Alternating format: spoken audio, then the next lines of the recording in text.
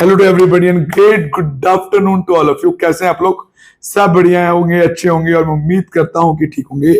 आज score card NBA ने declare कर दिया, इसके साथ साथ आंसर की और रेस्पॉन्स शीट वो भी डिक्लेयर हो गई, लेकिन उसके डिक्लेयर होने का कोई फायदा है नहीं। क्यों नहीं है? उन्होंने क्या क्या डिक्लेयर किया? उन्होंने एक एक्सेल शीट डाल दी है, सिंपल क्वेश्चन नंबर है और आपने उसका आंसर क्या मार्क किया है वो, और उसका राइट आंसर क्या होगा वो। ना तो उन्होंने क्वेश्चन दिया है,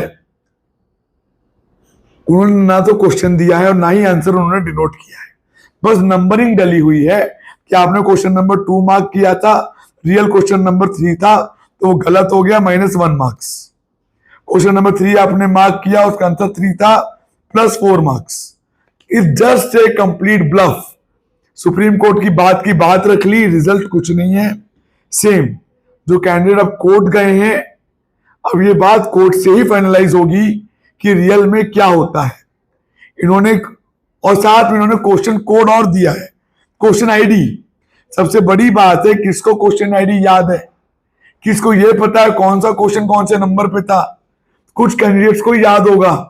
तो एक तरह से ये मानिए नो यूज ऑफ दैट।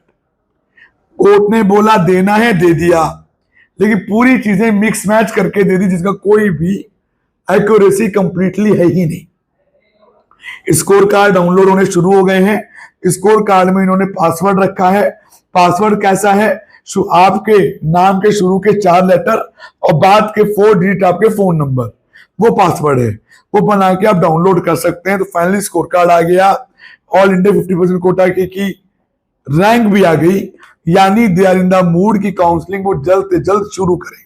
तो अब ऐसा लग रहा है इनको देख के counselling mid of the September या लास्ट ऑफ द सितंबर शुरू कर देंगे, अगर कोई कोर्ट से इंटरप्शन इनको अपडेट नहीं हुई या कोर्ट ने कोई इंटरप्शन इनको नहीं दी तो।